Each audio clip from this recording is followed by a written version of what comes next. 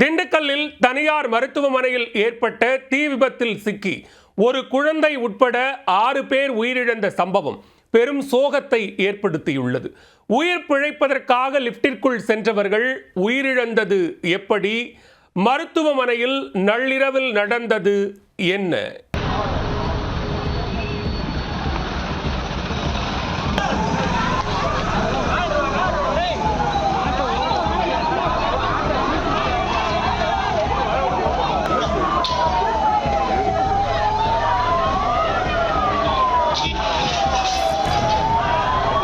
நான்கு தளங்கள் கொண்ட தனியார் எலும்பு முறிவு மருத்துவமனை தீப்பிடித்து எரியும் காட்சிகள் தான் இவை.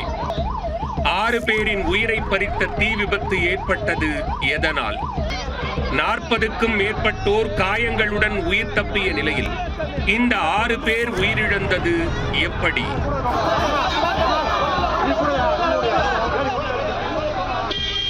திண்டுக்கல் காந்திஜி நகரில் டாக்டர் முரளிதரன் என்பவருக்கு சொந்தமான சிட்டி எலும்பு முறிவு மருத்துவமனை செயல்படுகிறது.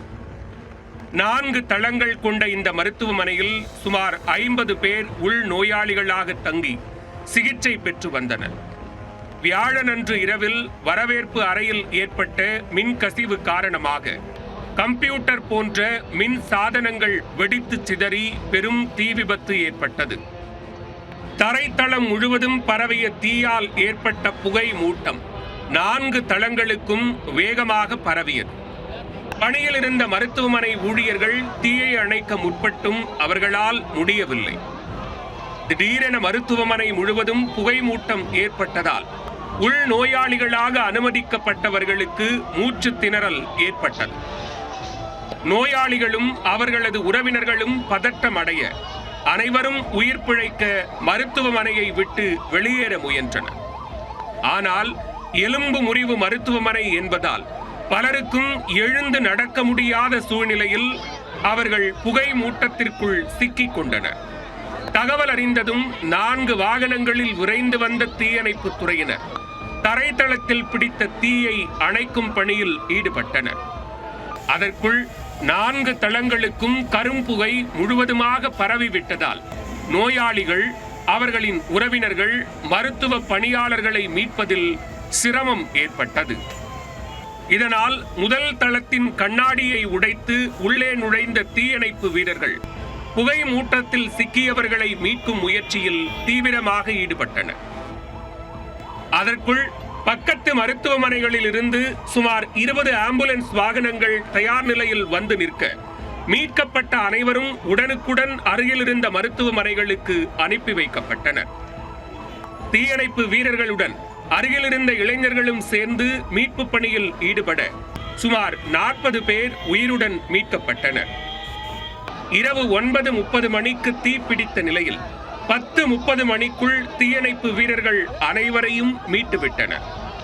உயிரிழப்பு ஏதும் இல்லை, அனைவரும் மீட்கப்பட்டு விட்டார்கள் என நினைத்திருந்த நிலையில் திடீரென வந்த ஒரு மருத்துவர் லிப்டிற்குள் சிலர் சிக்கி இருக்கலாம் என்ற தகவலை தெரிவிக்க அனைவரும் அதிர்ச்சி அடைந்தனர். தீ விபத்தால் மின் இணைப்பு துண்டிக்கப்பட்டதால் லிப்ட் செயல்படாமல் பாதியில் நின்றுவிட்டது. இதனால் லிப்ட் கதவை இயந்திரங்கள் மூலம் திறந்து உள்ளே இருப்பவர்களை மீட்கும் முயற்சியில் தீயணைப்பு வீரர்கள் ஈடுபட்டனர். லிப்ட் கதவை திறந்து உள்ளே பார்க்க 8 பேர் மயக்கமடைந்து கிடந்ததை பார்த்து அனைவரும் அதிர்ச்சி அடைந்து விட்டனர்.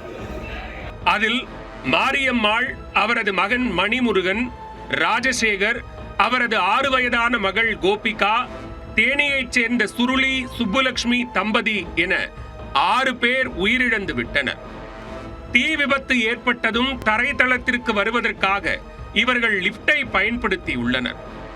ஆனால் திடீரென மின் இணைப்பு துண்டிக்கப்பட்டதால் லிப்ட் பாதியிலேயே நின்றுவிட்டது. இந்நிலையில் லிப்டிற்குள் கரும்புகை சூழ்ந்து கொள்ள மூச்சு திணறல் ஏற்பட்டு 6 பேரும் பரிதாபமாக உயிரிழந்தனர். லிப்டிற்குள் ஆட்கள் சிக்கியிருப்பது மருத்துவர் வந்து தெரிவிக்கும் வரை யாருக்குமே தெரியவில்லை. முதலிலேயே தெரிந்திருந்தால் அவர்களையும் உயிருடன் மீட்டிருக்கலாம் என்று தீயணைப்பு வீரர்கள் தெரிவித்துள்ளனர். தகவல் அறிந்து சம்பவ இடத்திற்கு விரைந்து வந்த திண்டுக்கல் மாவட்ட ஆட்சியர் பூங்கொடி நோயாளிகளை மீட்டு அவர்களுக்கு உரிய சிகிச்சை அளிக்க அதிகாரிகளுக்கு உத்தரவிட்டார். மேலும் தகவல் அறிந்து ஊரக வளர்ச்சித்துறை அமைச்சர் ஐ. பெரியசாமி, திண்டுக்கல் தொகுதி எம்எல்ஏவும் அதிமுக பொருளாளருமான திண்டுக்கல் ஸ்ரீனிவாசன் ஆகியோரும் சம்பவ இடத்திற்கு நேரில் வந்து பார்வையிட்டு சிகிச்சையில் இருப்பவர்களுக்கு ஆறுதல் தெரிவித்தனர். மருத்துவமனையில் தீ விபத்தில் 3 குடும்பங்களைச் சேர்ந்த 6 பேர் உயிரிழந்த சம்பவம் பெரும் சோகத்தை ஏற்படுத்தியுள்ளது. 32 பேரில் 6 பேர் இறந்துட்டாங்க. மீதி 3 பேர் வெண்டிலேட்டர் உதவியோட தீவிர சிகிச்சை பிரிவிலும் 23 நபர்கள் நல்ல நிலைமையில் ஆனால் சிகிச்சையிலும் இருக்கிறாங்க. அவங்களுக்கு தீவிர சிகிச்சை அளிக்கப்பட்டு வருகிறது. மெடிக்கல் டீம் மதுரையிலிருந்து வந்துட்டு இருக்கிறாங்க. மருத்துவமனையிலிருந்து எல்லாத்தையுமே முதற்கட்டமாக எல்லாத்தையும் பாதுகாப்பான முறையில் வெளியேற்றிட்டோம். ஏற்றி அவங்களுக்கு முதலுதவிக்கு வேண்டி ஜிஹெச்சுக்கு அனுப்பியிருக்கோம். தீ விபத்துக்கான காரணம் அது சம்மந்தமாக நம்ம விசாரணை துரிதப்படுத்தியிருக்கோம். நம்ம சயின்டிஃபிக் ஆஃபீஸர் டீம்ஸ் எல்லாமே விசாரிச்சுட்டு இருக்காங்க. விசாரிச்சதுக்கப்புறம் ஃபர்தர் ஆக்ஷன் இருக்கும். அதாவது கொஞ்ச நாளுக்கு முன்னாடி ஒரு ஆக்சிடென்ட்னால அவனுக்கு கையில் ஆப்ரேஷன் பண்ண வேண்டியது இருந்துச்சு. அந்த ஆப்ரேஷனுக்காண்டி நம்ம சிட்டி ஆஸ்பத்திரியில் சேர்த்துருந்தோம். இந்த 4 நாளுக்கு முன்னாடி கூட போய் அவனை நலம் விசாரிச்சுட்டு வரப்போ நல்லா தான் இருந்தான்.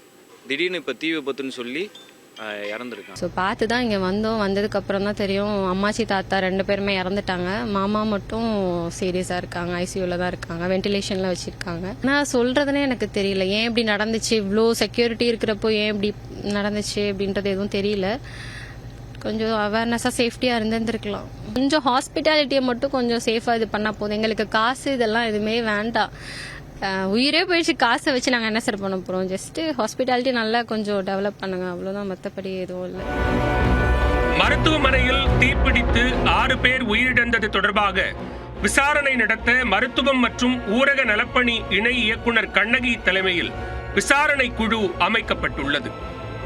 மருத்துவமனையில் பாதுகாப்பு வசதிகள் சரியாக இருந்ததா, தானாக செயல்படும் தீயணைப்பு கருவிகள் வைக்கப்பட்டிருந்ததா போன்றவை குறித்தும் இந்த குழு விசாரணை நடத்தி சுகாதாரத்துறையிடம் அறிக்கை சமர்ப்பிக்க உள்ளது.